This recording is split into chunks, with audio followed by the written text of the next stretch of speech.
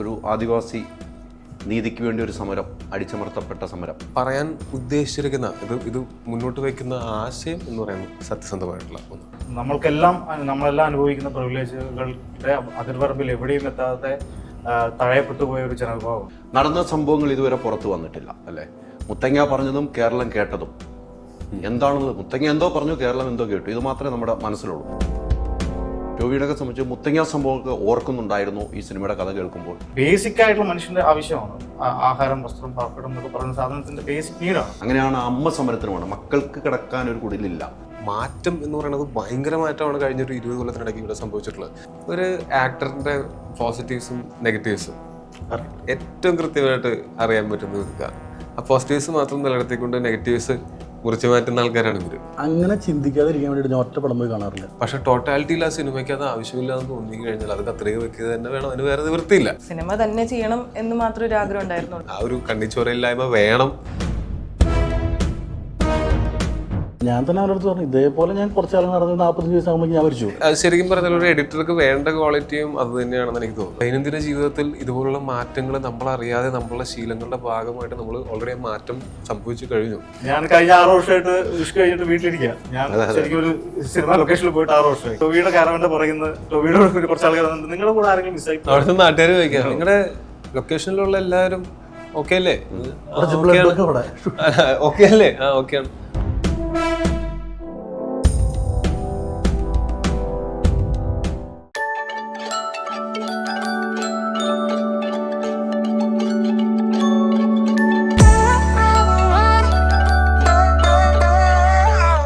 WhatsApp വഴി English പഠിക്കാൻ English cafe ഉള്ളപ്പോൾ ഇംഗ്ലീഷ് ഒരു വിഷയമേ അല്ല. English cafe, we present you the perfect English.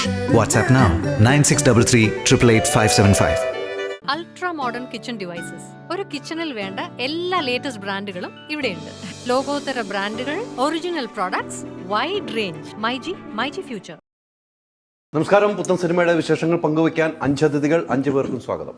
നമസ്കാരം. ടോവി, ഈ ലുക്ക് പുതിയ സിനിമ? സിനിമയൊന്നുമില്ല. ഇതെന്റെ ലുക്ക്. സിനിമയൊന്നും അല്ല, ഞാൻ ടൂറൊക്കെ ഒന്ന് പോയായിരുന്നു. മിനിഞ്ഞാന്ന് വന്നു. അപ്പൊ അതിന്റെ ഭാഗമായിട്ട് ഇപ്പൊ കുറെ നാളായിട്ട് എന്തെങ്കിലും സിനിമയുടെ ലുക്കിലാണ് നടക്കാറുള്ളത്. അതല്ലാണ്ട് ഞാൻ എനിക്കിഷ്ടമുള്ള ലുക്കുകളൊക്കെ ഒരു ലുക്കിൽ പിടിച്ചു. കുറെ നാളെ ഇത് അടിയൊക്കെ വെച്ചിട്ട്. അതെ.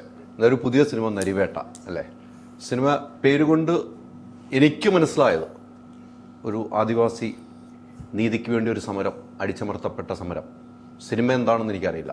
ടോവിക്ക് എന്താണ് ഈ സിനിമയെക്കുറിച്ച്? ഇത് പല ഇൻസിഡൻസും ചിലപ്പോൾ ഓർമ്മയിൽ വന്നേക്കാം. ഈ സിനിമ ത്രൂ ഔട്ട് കാണുന്ന സമയത്ത് ട്രെയിലർ കണ്ടിട്ട് തന്നെ പലരും പറഞ്ഞു ഒരു ഇൻസിഡൻ്റ് അല്ല, പല ഇൻസിഡൻറ്റുമായിട്ട് അവർക്ക് റിമൈൻഡ് ചെയ്യപ്പെട്ടു എന്ന് പറഞ്ഞു. അപ്പോൾ അത് നമ്മൾ പറയാൻ ഉദ്ദേശിക്കുന്നതും അങ്ങനെ ഏതെങ്കിലും ഒരു ഇൻസിഡൻറ്റിൻ്റെ വളരെ ഷോർട്ട് ബൈ ഷോർട്ടായിട്ടുള്ള ഒരു എന്താ പറയുക ഡോക്യുമെൻറ്റേഷൻ അല്ല നമ്മൾ ഈ സിനിമയിൽ ഉദ്ദേശിച്ചിരിക്കുന്നത്. അങ്ങനെ ചെയ്യണമെങ്കിൽ അത് റിസർച്ച് മാത്രം പോരാ, അത് ഭയങ്കരമായിട്ട് ഇൻവെസ്റ്റിഗേഷനും ഒക്കെ വേണ്ട കാര്യമാണത്. പക്ഷെ നമ്മളെ സിനിമയിൽ നമ്മൾ ഫിക്ഷണലൈസ് ചെയ്തിട്ടുള്ള ട്രൂ ഇൻസിഡൻസിൽ നിന്ന് ഇൻസ്പയർഡ് ആയിട്ടുള്ള ഒരു സിനിമയാണ് നമ്മൾ. അതിനകത്ത് സിനിമാറ്റിക് ലിബർട്ടി എടുത്തിട്ടുണ്ട്. ഇപ്പം എൻ്റെ ക്യാരക്ടർ എന്ന് പറയുന്നത്, ഇപ്പോൾ ഞങ്ങളുടെ ക്യാരക്ടേഴ്സൊക്കെ തന്നെ ഇതിനകത്ത് ഫിക്ഷണൽ ക്യാരക്ടേഴ്സാണ്. അപ്പോൾ ഫിക്ഷൻ നമ്മൾ ഉപയോഗിച്ചിട്ടുണ്ട് ഈ സിനിമ കഥ പറയുന്നതിൻ്റെ ഒരു ഭംഗിക്കും ആളുകൾക്ക് അത് കൃത്യമായിട്ട് മനസ്സിലാക്കേണ്ടതിൻ്റെയും ആവശ്യമുള്ളതുണ്ട്. പക്ഷെ നമ്മളിതിനകത്ത് പറയാൻ ഉദ്ദേശിച്ചിരിക്കുന്ന ഇത് മുന്നോട്ട് വയ്ക്കുന്ന ആശയം എന്ന് പറയുന്നത് സത്യസന്ധമായിട്ടുള്ള ഒന്ന്. എനിക്ക് സത്യസന്ധമായ ആശയം മുന്നോട്ട് വയ്ക്കുമ്പോൾ ഈ ട്രെയിലർ കണ്ടപ്പോൾ തന്നെ തോന്നിയ ഒരു പോലീസാണ്. പക്ഷേ എനിക്ക് ഈ മുത്തങ്ങ സംഭവത്തിലേക്ക് ഞാൻ ഒന്നും കൂടെ വരികയാണ്. എന്ത് വായിക്കട്ടെ, മുത്തങ്ങ സംഭവത്തിൽ 2 പേരാണ് മരണപ്പെട്ടത്. ഒരു പോലീസുകാരനും ഒരു ആദിവാസി യുവാവും മരണപ്പെട്ടു. നടന്ന സംഭവങ്ങൾ ഇതുവരെ പുറത്തു വന്നിട്ടില്ല അല്ലേ?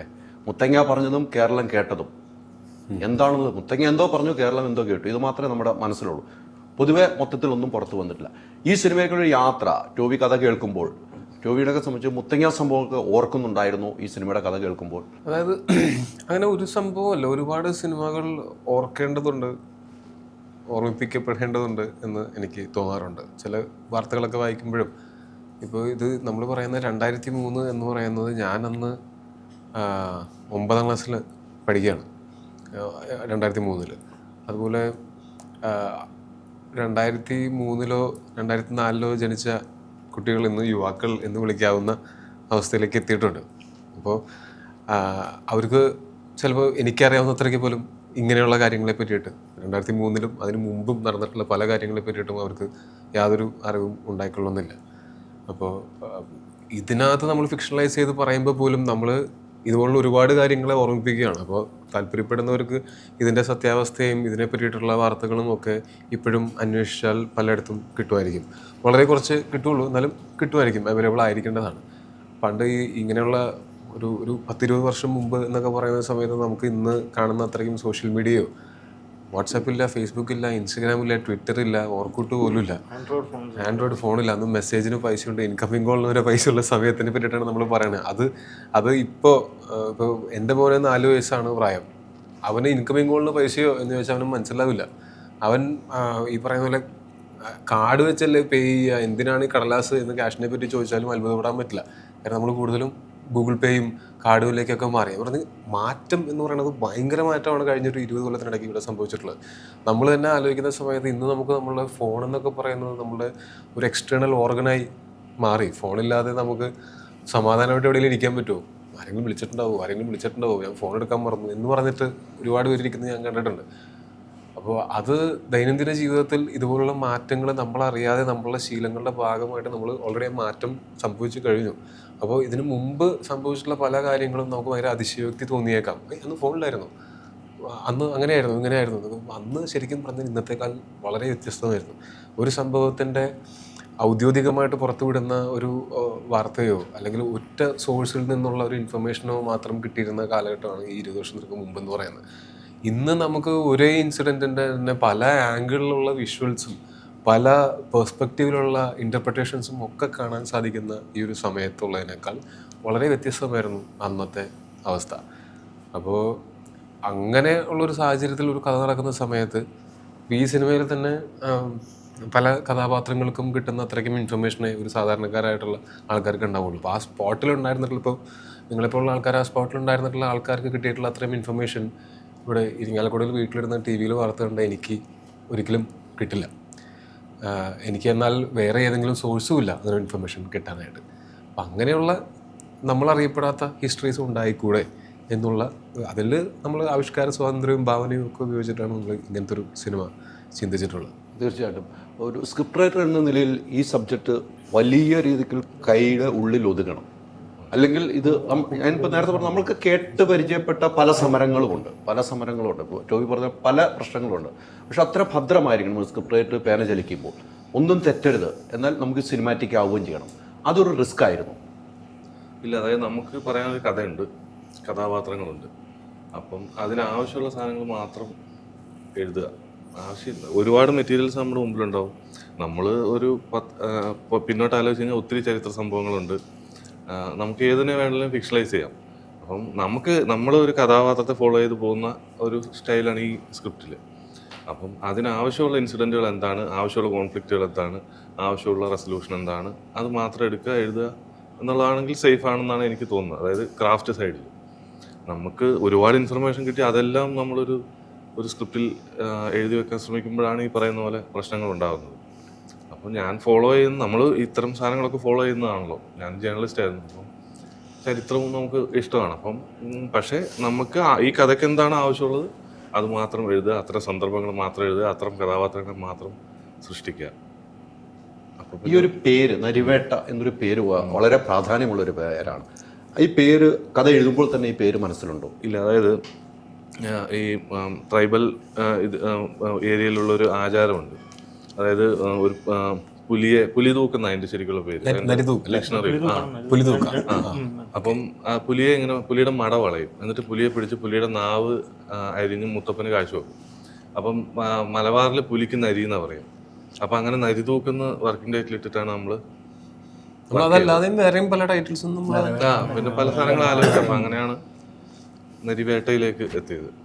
ഈ നരിവേട്ട പറഞ്ഞ ഈ ആദിവാസിയുടെ ഒരു ആചാരമുള്ള നരിവേട്ട എന്ന് നമ്മൾ മലയാളികൾ പൊതുവെ സംസാരിക്കുന്ന ഒരു വലിയ രീതിക്കാണ് നരിവേട്ട. നമ്മൾ ഈ കഥയിലേക്ക് പോകാൻ നരിവേട്ട ഒരു വലിയ പ്രശ്നങ്ങളാണ്. അത്തരം ഒരു നരനായാട്ട് എന്ന് പറയും നമ്മളല്ലേ, ആ ഒരു രീതിയിലേക്ക് നിങ്ങൾ ഇത് പോകണം. ഇത്ര സംഭവങ്ങളൊക്കെ നടക്കുന്ന നരനായാട്ടായിരുന്നു എന്ന് വാർത്തകൾ മുഖ്യമാധ്യമ പത്രങ്ങളിൽ എഴുതി വരുന്ന നരിവേട്ട എന്നായിരിക്കും.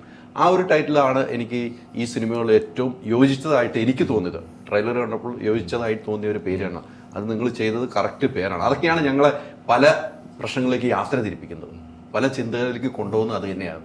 അനുരാജ് കുറേ കാര്യങ്ങൾ പഠിച്ച് തന്നെയാണ് വന്നിരിക്കണമെന്ന് എനിക്കറിയാം. ഈ സിനിമയായിട്ട് വന്നപ്പോൾ നമ്മൾ ഇതിനു മുമ്പും സംസാരിച്ചിട്ടുണ്ട്. ടോബി പറഞ്ഞ പോലെ തന്നെയാണെങ്കിലും പല സംഭവങ്ങളുണ്ടല്ലേ, പല സംഭവങ്ങൾ. മുത്തങ്ങ സംഭവമായിട്ടുണ്ട്, ആറളം ഫാമിലെ സംഭവമുണ്ട്, നമ്മുടെ ആദിവാസികൾക്ക് ഭൂമി കൊടുത്ത സംഭവമുണ്ട്, ചങ്ങര സമരമുണ്ട്. എല്ലാ സമരങ്ങളും നമ്മൾ ഇന്ന് വരെ ആദിവാസികൾ നടത്തിയിട്ടുണ്ട്. ഇന്ന് വരെ ഒരു നീതിക്കുള്ളൊരു പോരാട്ടം നടത്താൻ കഴിഞ്ഞിട്ടില്ല. അവർക്ക് നീതി ലഭിച്ചില്ല. പല ഭാഷകൾ മാറുമ്പോഴും നീതി ലഭിക്കുന്നില്ല. നമ്മളൊരു മാധ്യമമാണ്, സിനിമ എന്നൊരു നിങ്ങളുടെ മാധ്യമമാണ്. ആ മാധ്യമത്തിലൂടെ ആ പ്രശ്നങ്ങൾ പറയാമെന്ന് ധൈര്യം കാണിക്കാൻ എങ്ങനെയാണ്? ഇതിപ്പോൾ അഭിൻ പറഞ്ഞ പോലെ ഇതിൻ്റെ ആദ്യം ഒരു കഥാരൂപം ഉണ്ടാവുന്നത്. വർഗീസ് പീറ്റർ എന്നുള്ള കുട്ടനാട്ടിൽ ജീവിക്കുന്ന ഒരു സാധാരണ ചെറുപ്പക്കാരൻ്റെ യാത്രയിലാണ് ഈ കഥ തുടങ്ങുന്നത്. അയാൾക്ക് അധികാരം വരുന്നു, പോലീസ് ആവുന്നു, അയാൾ ആ അധികാരത്തിൻ്റെ പരിപാടികൾ എങ്ങനെയാണ് ഹാൻഡിൽ ചെയ്യുന്നതൊക്കെയാണ് ഇതിൻ്റെ ഒരു ഫസ്റ്റ് ഹാഫ് ചർച്ച ചെയ്ത് പോകുന്നത്. അപ്പോൾ അതിൽ നമുക്കൊരു ഇവൻറ്റിനെ പ്ലേസ് ചെയ്യുക എന്നുള്ളത് നമ്മൾ ബോധപൂർവമായി പ്ലേസ് ചെയ്തതല്ല. ഇതിൻ്റെ യാത്രാ വഴികളിൽ അയാളുടെ കോൺഫ്ലിക്റ്റിന് എത്രമാത്രം ഇൻഡെപ്തിലേക്ക് പൊളിറ്റിക്കലി പറയാൻ പറ്റും എന്ന ആലോചനയുടെ ഭാഗമായിട്ടാണ് നമ്മൾ ഇവന്റ് സെറ്റ് ചെയ്യുന്നത്. ഇപ്പം നമ്മൾ നേരത്തെ പറഞ്ഞതുപോലെ നമുക്ക് ഈ പ്രിവിലേജ് എന്നുള്ള സാധനമുണ്ട്. ഇപ്പം നമ്മളെല്ലാം അനുഭവിക്കുന്ന പ്രിവിലേജുകളുടെ അതിർവരമ്പിൽ എവിടെയും എത്താതെ തഴയപ്പെട്ടു പോയ ഒരു ജനവിഭാഗമുണ്ട് നമ്മളിപ്പോഴും. ഇപ്പം സെറ്റിൽമെന്റ്, ഈ പറയുന്ന മുത്തങ്ങ സമരത്തിന് ശേഷം ഉണ്ടായ സെറ്റിൽമെന്റിനെ കുറിച്ച് ആലോചിക്കുക. പാർലഫാം പോലത്തെ സ്ഥലത്ത് 1 ഏക്കർ റബ്ബർ തോട്ടം ഒരു ആദിവാസി കുടുംബത്തിന് കൊടുക്കുന്നു. റബ്ബർ എങ്ങനെയാണ് പ്രോസസ്സ് ചെയ്യേണ്ടതെന്നുള്ള ബേസിക് ധാരണ പോലും ഇല്ലാതെ ഒരു റബ്ബർ മരം ഒരു ആദിവാസി കുടുംബത്തിന് കൊടുക്കുകയാണ്. അപ്പം അതിൻ്റെയൊക്കെ പരിണിത ഫലമായി ഉണ്ടാകുന്ന നീതി പോലും എത്രത്തിലാണ് സ്പ്രെഡ് ചെയ്ത് പോകുന്നതെന്നും കൂടി നിങ്ങളെ പോലത്തെ പത്രപ്രവർത്തകരും കൂടി ആലോചിക്കണം. നിങ്ങളൊക്കെ ആ സമയത്ത് ഇതിനെ അഡ്രസ്സ് ചെയ്ത ആൾക്കാരാണ്. ഇപ്പം ഞാൻ പറഞ്ഞ ചെങ്ങറയിലും പൂയംകുട്ടിയിലായാലും ആയിക്കോട്ടെ, ആദിവാസി സമരങ്ങൾ നീതിക്ക് വേണ്ടിയിട്ടാണ്, ഭൂമിക്ക് വേണ്ടിയിട്ടാണ്. ബേസിക് ആയിട്ടുള്ള മനുഷ്യന്റെ ആവശ്യമാണ്. ആഹാരം, വസ്ത്രം, പാർപ്പിടം എന്നൊക്കെ പറയുന്ന സാധനത്തിന്റെ ബേസിക് നീഡാണ്. അതിലേക്ക് ആൾക്കാരെ കൈപിടിച്ച് ഉയർത്തേണ്ടത് സോഷ്യൽ ഉത്തരവാദിത്വമുള്ള എല്ലാവരുടെയും, ഒരു മനുഷ്യൻ എന്ന നിലയ്ക്ക് എല്ലാവരുടെയും കടമയാണ്. ഇപ്പം ഈ സിനിമ കൊണ്ട് നമ്മൾ അത് ഭയങ്കരമായി പ്രിവിലേജ്ഡ് അല്ലാത്ത ആൾക്കാരെ കൈപിടിച്ച് മുന്നോട്ട് കൊണ്ടുവരുന്നതിനപ്പുറത്ത് മറന്നുപോയ ചില കാര്യങ്ങളെ ഓർമ്മപ്പെടുത്തുക, ബോധപൂർവമായി തന്നെ ഓർമ്മപ്പെടുത്തുക. അത് ഒന്നും അറിയാത്ത, ഇപ്പം ടോയ് പറഞ്ഞ പോലെ 2003 ജനിച്ച ഒരാൾക്ക് ഇന്ന് 23 വയസ്സാണ്, ചെറുപ്പക്കാരനാണ്. അപ്പം സിനിമയായിട്ട് ബന്ധപ്പെട്ട് പറയുകയാണ്, അയാൾ ഈ ഇനീഷ്യൽ കളക്ഷൻ്റെ ഭാഗമായിട്ട് കോൺട്രിബ്യൂട്ട് ചെയ്യുന്ന ആളാണ്. അപ്പോൾ അയാൾക്ക് ഈ സിനിമ കാണുമ്പോൾ ഇതൊന്നും അറിയില്ലെങ്കിൽ പോലും ഒരു മിഠായി കടലാസ് പോലെ പൊതിഞ്ഞ ഒരു നല്ല ചോക്ലേറ്റ് എങ്ങനെയാണോ പൊതിയുക എന്നാണ്, അതുപോലെ ഒരു കൊമേഴ്ഷ്യൽ പാക്കേജ് ഇതിൽ പൊതിഞ്ഞ് വെച്ചിട്ടുണ്ട്. അത് ഓരോ 20 മിനിറ്റിലും ഇതിൻ്റെ ജോണലിങ് ഷിഫ്റ്റ് ചെയ്തുകൊണ്ടിരിക്കുന്നുണ്ട്. അപ്പം അതൊരു എൻ്റർടൈൻമെൻറ്റ് ഫാക്ടറിൽ കാര്യങ്ങൾ പറയും. ഇപ്പം പഴയ സിനിമകൾ എടുത്ത് നോക്കിയാൽ മതി. ഇപ്പം Hariharan sir, MT sir, IVC സാറൊക്കെ ചെയ്ത സിനിമകളിൽ അവർ കൃത്യമായി അന്നത്തെ സമകാലിക രാഷ്ട്രീയത്തെ കൃത്യമായി അടയാളപ്പെടുത്തി വിമർശിച്ച്, ഇപ്പം രഞ്ജിപ്പണിക്കർ സാറിൻ്റെ സിനിമകൾ പോലും കുറച്ചുകൂടി മുന്നോട്ട്. പിന്നെ എപ്പോഴും നമ്മൾ അത്തരം സിനിമകളെ മറന്നു പോവുകയോ അല്ലെങ്കിൽ അത്തരം സിനിമകൾ ട്രൈ പോസിറ്റീവായി എടുക്കാതെ പോവുകയോ ചെയ്തിട്ടുണ്ട്. അപ്പോൾ അത് എന്നിലെ സിനിമക്കാരനെ അല്ലെങ്കിൽ എന്നിലെ സിനിമ സംവിധായകനെ ഹോണ്ട് ചെയ്ത ഒരു കഥ എനിക്ക് കിട്ടുന്നു. ആ കഥയിൽ എനിക്കെന്ത് ചെയ്യാൻ പറ്റും എന്ന ആലോചനയിൽ കൊണ്ടുവരുന്നു. എനിക്ക് അവൈലബിൾ ആയിട്ടുള്ള ഏറ്റവും നല്ല ടെക്നീഷ്യന്മാരെ, ഏറ്റവും നല്ല നടനെ ഞാൻ അതിലേക്ക് കൊണ്ടുവരുന്നു. മറ്റ് കോ ആർട്ടിസ്റ്റുകൾ നമ്മൾ അതിലേക്ക് കൊണ്ടുവരുന്നു. ആ സിനിമയെ നന്നാക്കാനുള്ള ശ്രമം നടത്തുന്നു. ഈ സിനിമ ശരിക്കും ഇന്ത്യൻ സിനിമ കമ്പനി എന്നുള്ള പുതിയ പ്രൊഡക്ഷൻ കമ്പനി, മറ്റ് പല പ്രൊഡക്ഷൻ കമ്പനി, ഇപ്പം ഷമീർ ആദ്യമായിട്ട് ഈ ഇതിൻ്റെ പ്രൊഡക്ഷൻ്റെ ഭാഗമായിട്ട് ഉണ്ടായിരുന്ന ആളാണ്. ഷമീർ നമ്മുടെ യാത്രകളിൽ, ഷമീർ ശരിക്കും 2011 മുതൽ, അവൻ സ്പോട്ട് റൈറ്ററും ഞാൻ അസിസ്റ്റന്റ് ഡയറക്ടർ ആയിരുന്ന കാലത്ത് മുതലുള്ളതാണ്. അപ്പോൾ ടൊവിയും 2014 മുതൽ നമ്മൾ സുഹൃത്തുക്കളാണ്. അപ്പോൾ ഒരു സുഹൃത്ത് ബന്ധങ്ങൾക്കിടയിലുള്ള ഒരു യാത്ര പോലെ ഇതിൻ്റെ എല്ലാ വഴികളിലും ഉണ്ടായിരുന്ന ആളാണ് ഷമീറും ടൊവിനോ ആയാലും ആരായാലും. അപ്പോൾ ഇതൊരു നല്ല വഴിക്ക് എത്തിക്കുക എന്ന ഉദ്ദേശത്തോടു കൂടി ആണ് നമ്മൾ പ്രൊഡ്യൂസേഴ്സിനെ സമീപിക്കുന്നത്. അപ്പോൾ ഈ സിനിമ ചൂസ് ചെയ്യുക എന്നത് ടിപ്പുവും ഷിയാസ്കയും ചെയ്ത മറ്റൊരു തരത്തിലുള്ള ഈ സിനിമയോടുള്ള ഐക്യദാർഢ്യപ്പെടുത്തലാണ്.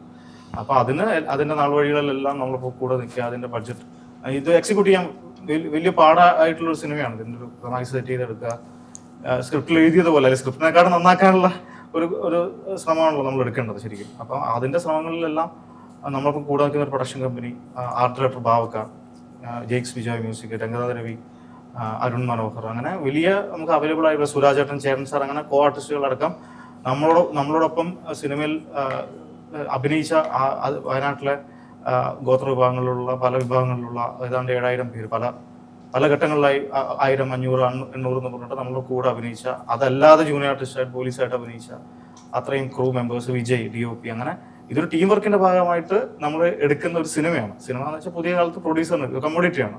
പ്രൊഡ്യൂസറിനും കൂടി പൈസ ലാഭം ഉണ്ടാക്കുക എന്ന നിറഞ്ഞ ബോധ്യത്തോട് പ്രൊഡ്യൂസറിന് പൈസ ലാഭം കിട്ടണം, ഇത് ചർച്ച ചെയ്യപ്പെടണം. അതെ, ചർച്ച ചെയ്യുക എന്നുള്ളത് ചർച്ച ചെയ്യുക എന്നുള്ളത് പ്രേക്ഷകരുടെ മുന്നിലേക്ക് വെക്കേണ്ട പ്രശ്നമില്ല. ഈ റബ്ബർ തോട്ടം കൊടുത്ത കാര്യം പറയുമ്പോൾ എനിക്ക് തോന്നുന്നു അന്ന് ഈ റബ്ബർ വെട്ടാൻ പോലും അറിയാതെ റബ്ബറിന്റെ മുകളിൽ ഇരുന്ന് ആത്മഹത്യ മുഴക്കിയ ഒരു കാലമായിരുന്നു അന്ന്. ഭൂമി കൊടുത്തെങ്കിലും അവർക്ക് അതുപോലും അറിയില്ല, അവർക്ക് എന്തിനാണെന്ന് അറിയില്ല. അന്ന് ആ സമരമൊക്കെ നമ്മുടെ മനസ്സിൽ ഇങ്ങനെ ഓടിയെത്തുകയാണ് ഈ കാര്യങ്ങൾ പറയുമ്പോൾ. എന്തായാലും ഈ സബ്ജക്റ്റ് ചർച്ച ചെയ്യപ്പെടേണ്ടതാണ്. ഞാനൊക്കെ എന്തായാലും ചർച്ചയ്ക്ക് എടുക്കും. നമ്മൾക്ക് അനുഭവിച്ച ഒരു കാലഘട്ടത്തിലൂടെയാണ് പോകുന്നത്. എങ്ങനെയാണ് ഈ സിനിമയിലേക്ക് എത്തുന്നത്? ഒരു നായികയായിട്ട് ഈ സിനിമയിൽ ഇത്തരം ഒരു സബ്ജക്റ്റാണ്, അപ്പോൾ ഒരു ടോവിയുടെ പേരായിട്ട് വരുന്നു. ഈ കഥ കേട്ട് കഴിഞ്ഞപ്പോൾ എന്താണ് തോന്നിയത്? എന്നെ ആദ്യം ഈ പടത്തിലേക്ക് കോൺടാക്ട് ചെയ്യുന്നത് അനുരാജ് ഏട്ടനാണ്. സോ എനിക്ക് അനുരാജ് ഏട്ടൻ്റെ first movie Ishq, I was a big fan of Ishq. അപ്പോൾ അനുരാജ് ഏട്ടൻ്റെ ഒരു പടത്തിലേക്ക് നമ്മൾ വിളിക്കുന്നു, അതായിരുന്നു ഫസ്റ്റ് ഒരു എക്സൈറ്റ്മെൻറ്റ്. പിന്നെ കഥ കേട്ടു, ആൻഡ് എനിക്ക് തോന്നി ഇതൊരു ഭയങ്കര നെസസറി ഫിലിമാണ്. സോ ഇത്രയും നെസസറി ആയിട്ടുള്ളൊരു ഫിലിമിൽ ഒരു ഭാഗമാവാൻ പറ്റുന്നത് അതൊരു വലിയ കാര്യമാണ്. സോ അങ്ങനെയാണ് ഞാൻ ഭാഗമാവുന്നത് ഈ പടത്തിൽ. ഈ സബ്ജക്റ്റ് ഇതിന് മുമ്പ് കഥ പറഞ്ഞു കഴിഞ്ഞപ്പം നേരത്തെ ഞാൻ ടോവിയോടൊക്കെ ചോദിച്ചു പറഞ്ഞാൽ ഈ കഥ പറഞ്ഞു കഴിഞ്ഞപ്പോൾ പല കാര്യങ്ങളും നമ്മൾ ഓർമ്മപ്പെടുത്തുന്നുണ്ടാകും, പലതും ഓർമ്മപ്പെടുത്തുന്നുണ്ടാകും. പക്ഷെ അത്തരം ഒരു സിനിമയിൽ നമ്മൾ നായികയായി വരുമ്പോൾ അതെങ്ങനെയായിരിക്കും പ്രേക്ഷകർ ഏറ്റെടുക്കുക, അങ്ങനെ ഒരു ചിന്താഗതികളുണ്ട്. ഇത് നമ്മൾ കേട്ടതുമായ ചരിത്രങ്ങളുണ്ടാവും ഈ സിനിമയിൽ. ഇല്ല, പക്ഷെ ഞാൻ നേരത്തെ പറഞ്ഞ പോലെ ഭയങ്കര നെസസറി ആയിട്ടുള്ളൊരു ഫിലിമാണ്. അപ്പോൾ അതിൽ ഭാഗമാവാൻ പറ്റുന്നത് ഒരു വലിയ കാര്യമാണ്. ഇപ്പം നിങ്ങൾ പറയുന്ന പോലെ നാളെ ഒരു ചർച്ചാ വിഷയം ആവാൻ പോകുന്ന സിനിമയാണെങ്കിലും അതിലൊരു ഭാഗമാവാൻ പറ്റുന്നത് ഒരു വലിയ കാര്യമാണ്. സോ അങ്ങനെ ഞാൻ ഒരിക്കലും സെക്കൻഡ് തോട്ട്സ് എനിക്ക് ഉണ്ടായിട്ടില്ല. ബിക്കോസ് ഇതൊരു അത്രയും ഇമ്പോർട്ടൻറ്റ് ഒരു ഫിലിമാണ്. അത്രയും ഇമ്പോർട്ടൻ്റ് ആണ്. തൊട്ടതെല്ലാം പൊന്നാക്കിയ നമ്മുടെ എഡിറ്ററാണ് ഇരിക്കണം. ഇത് എത്രാമത്തെ പടാന്ന് ചോദിക്കും? എത്രാമത്തെ പടാന്ന് ചോദിക്കും? മുഴുവൻ ബുക്കറായിട്ടില്ല, ഹാഫ് കട്ട്. അല്ല, ഇത് എത്രാമത്തെ? 50 ഹാഫ് സെഞ്ചുറി. അതിന്റെ ഒരു ആഘോഷങ്ങൾ ഈ സിനിമയുടെ സക്സസിനോട് നമ്മൾ ആഘോഷിക്കും. അതെ അതെ, സിനിമ തുടങ്ങിയത് പോലും ആഘോഷം. അതല്ലേ? പക്ഷേ ഷമിത ഈ പറഞ്ഞ പോലെ എല്ലാ സിനിമകൾക്കും അതിൻ്റെ റൂട്ടുകളുണ്ട്. പക്ഷേ ഈ സിനിമ ഈ പറഞ്ഞ തന്നെ എനിക്ക് ഈ സിനിമ അത്രയും വലുപ്പമാണ് എനിക്ക് എൻ്റെ മനസ്സിൽ. ഈ സിനിമ എനിക്ക് അത്രയും ഇഷ്ടപ്പെട്ട ഒരു സബ്ജക്റ്റാണ് ഈ സിനിമ. അത് കാണാനുള്ള ആകാംക്ഷയിലാണ് ഞാൻ നിൽക്കുന്നത്. പക്ഷേ ഇതിൻ്റെയൊക്കെ എഡിറ്റിംഗ് സമയത്ത് പല സംഭവങ്ങളും നമുക്ക് കത്രേ വെക്കേണ്ടതായി വരും. പക്ഷേ വായിച്ച പത്രങ്ങളും മറിച്ചിട്ട പേപ്പറുകളൊക്കെ മറിച്ച് നോക്കുമ്പോൾ പലതും നമുക്ക് കളയാൻ പറ്റാത്ത അവസ്ഥയും വരും. അത് ഷമീർ എത്രമാത്രം വെല്ലുവിളിയായിരുന്നു? അല്ല, ഇപ്പം ഞാൻ ഇതിനു മുമ്പ് എഡിറ്റ് ചെയ്ത എല്ലാ പടങ്ങളും 4 മണിക്കൂർ 5 മണിക്കൂറൊക്കെ ഉണ്ടാവാറുണ്ട്. അനുരാജ് ഇപ്പോൾ നമ്മൾ ഷൂട്ടിന് മുമ്പ് കുറച്ച് ട്രിമൊക്കെ ഉണ്ടായിരുന്നു. അതുകൊണ്ട് സ്ക്രിപ്റ്റിൽ തന്നെ ട്രിം ചെയ്തു. സോ ഏതൊക്കെ കാര്യം വെച്ചാൽ ഇത് അത്രയും ആർട്ടിസ്റ്റുകളൊക്കെ വരുന്ന ഒരു പരിപാടി ആയതുകൊണ്ട് നല്ല ബഡ്ജറ്റ് വരും. സോ ഇപ്പം ഞാൻ റീസെൻ്റ്ലി എഡിറ്റ് ചെയ്തൊരു 7 പടം എടുത്തു കഴിഞ്ഞാൽ ഏറ്റവും കുറവ് ഫുട്ടേജ് വന്നിട്ടുള്ള പടം ഇതായിരിക്കും. കാരണം ആവശ്യത്തിന്. അപ്പോൾ ഈ പറഞ്ഞ ഈ മെയിൻ ഇപ്പോൾ ബഡ്ജറ്റ് ചിലവാകുന്ന ഏരിയകളിലൊന്നും അങ്ങനെ കത്രിക വെക്കേണ്ടി വന്നിട്ടില്ല. സോ ഷൂട്ട് ചെയ്ത സാധനങ്ങൾ ഞാനും ഉണ്ടായിരുന്നു, കുറേ ഏരിയ നമ്മൾ ലൊക്കേഷനിലും ഉണ്ടായിരുന്നു. എഡിറ്റിംഗ് ആവശ്യമില്ലാത്ത സ്ഥലത്താണ് എഡിറ്റ് ഏറ്റവും കൂടുതൽ ഉണ്ടായത്, സിംഗിൾ ഷോട്ടുകളിലൊക്കെ സമയത്ത്. അപ്പോൾ അതുകൊണ്ട് അങ്ങനെ ഉള്ള സെമീറിന് നല്ല ഫൈറ്റ് സെൻസ് ഉള്ള ആളാണ്, ഫൈറ്റ് കൊറിയോന്റെ സെൻസ് ഉള്ള ആളാണ്. ഒരു സമയത്ത് ഇവിടുത്തെ ഫൈറ്റുകളെല്ലാം എഡിറ്റ് ചെയ്തിരുന്ന ആളാണ്. മാർക്കോലൊക്കെ അതിന്റെ റിസൾട്ട് ഉണ്ടല്ലോ, അതിന്റെ റിസൾട്ട് ഉണ്ടല്ലോ. ഈ ഫിലിക്സിന്റെ കോൺട്രിബ്യൂഷൻ ഒന്നല്ല.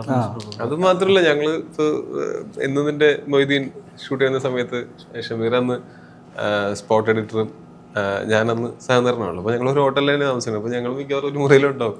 അപ്പോൾ ഷമീറിന്റെ മുറിയിൽ ചെന്നിരുന്നു കഴിഞ്ഞാൽ ആ സമയത്തുള്ള തമിഴ് തെലുങ്ക് സിനിമകളിലൊക്കെ ഫൈറ്റ് കാണാം. അത് എഡിറ്റ് ചെയ്തോണ്ടിരിക്കുന്ന ഷമീർ ആയിരിക്കും. ഫൈറ്റ് എഡിറ്റ് ചെയ്യുമ്പോൾ ഫൈറ്റ് മാസ്റ്റേഴ്സ് ഫൈറ്റ് അയച്ചുതരും, ഫൈറ്റുകൾ മാത്രം. അപ്പോൾ ഇപ്പോഴും ചെയ്യാറുണ്ട്. ഇപ്പോൾ സാലാറിനൊക്കെ ചെയ്തായിരുന്നു.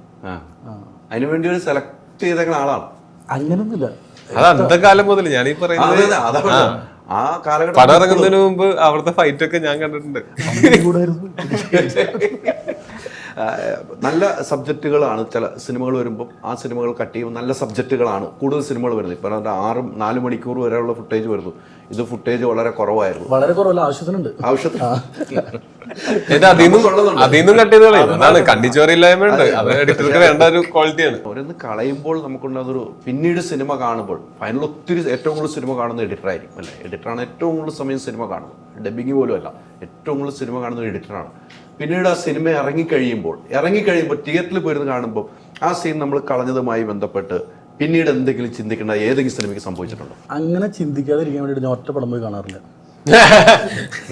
തിയേറ്ററിൽ പോകാറില്ല. ഞാൻ ആകെ 2-3 പടം ഞാൻ തിയേറ്ററിൽ പോയി കണ്ടിട്ടുള്ളൂ. പിന്നീട് എനിക്ക് തന്നെ സിനിമ എനിക്ക് തോന്നുന്നു ഷമീറിന് സീനുകളിലേക്കാൾ സ്നേഹവും പ്രണയവും സിനിമയോടാണ് തൂക്കുന്നത്. അത് നമ്മൾ ശരിക്കും പറഞ്ഞാൽ ഒരു എഡിറ്റർക്ക് വേണ്ട ക്വാളിറ്റിയും അത് തന്നെയാണെന്ന് എനിക്ക് തോന്നുന്നത്. നമ്മളെന്ന് വെച്ചാൽ നമ്മൾ എടുത്തു വെക്കുന്നത് ഇപ്പം അതിൽ അഭിനയിച്ച ആൾക്കാർക്കും അത് എടുക്കാനായിട്ട് എഫേർട്ട് എടുത്ത് അന്ന് ലൊക്കേഷനിൽ ഉണ്ടായിരുന്നിട്ടുള്ള ആൾക്കാർക്കെല്ലാം, പ്രത്യേകിച്ച് സംവിധായകൻ, എഴുത്തുകാരനും ഒക്കെ അത് സിനിമയിൽ ഉണ്ടാവണം എന്ന് ഭയങ്കരമായിട്ട് ആഗ്രഹം ഉണ്ടാവും. പക്ഷെ അതെന്താ വെച്ചാൽ ഒരു സിനിമ എഡിറ്റർ ആണല്ലോ അത് അതിൻ്റെ ടോട്ടാലിറ്റിയിലേക്ക് എത്തിക്കുന്നത്, ആ ഫൈനൽ ട്രിമെല്ലാം കഴിഞ്ഞിട്ട്. ആ സമയത്ത് ഇതിൻ്റെ രസച്ചരട് പൊട്ടാതെ ഇത് കൊണ്ടുപോവുക എന്ന് പറയുന്നത് അത് എഡിറ്ററിൻ്റെ ഉത്തരവാദിത്വമാണ്. അതിന് ചിലപ്പോൾ നമുക്ക് ഇൻഡിവിജ്വലി നല്ല ഭംഗിയുള്ളൊരു സീനായിരിക്കും, ചിലപ്പോൾ ഒരു ഷോർട്ടായിരിക്കും. പക്ഷേ ടോട്ടാലിറ്റിയിൽ ആ സിനിമയ്ക്ക് അത് ആവശ്യമില്ല എന്ന് തോന്നി കഴിഞ്ഞാൽ അത് കത്രിക വെക്കുക തന്നെ വേണം, അതിന് വേറെ നിവൃത്തിയില്ല. അത് ഈ പറഞ്ഞ പോലെ ബാക്കിയുള്ള അതിന് വേണ്ടിയിട്ട് വർക്ക് ചെയ്തിട്ടുള്ള ആൾക്കാർക്ക് ബുദ്ധിമുട്ടുണ്ടായാൽ പോലും എഡിറ്റർക്ക് ആ ബുദ്ധിമുട്ടുണ്ടാവരുത്. ആ ഒരു കണ്ണിച്ചോരയില്ലായ്മ വേണം, എന്നാലേ ആ സിനിമയുടെ ടോട്ടാലിറ്റിയിൽ ആ ഒരു ടൈറ്റായിട്ട് ആ സിനിമ ഇരിക്കുള്ളൂ. ഒരു എഡിറ്റർ ഏറ്റവും കൂടുതൽ പ്രശ്നം നേരിടുന്ന ഡയറക്ടറുമായിട്ടായിരിക്കും അല്ലേ?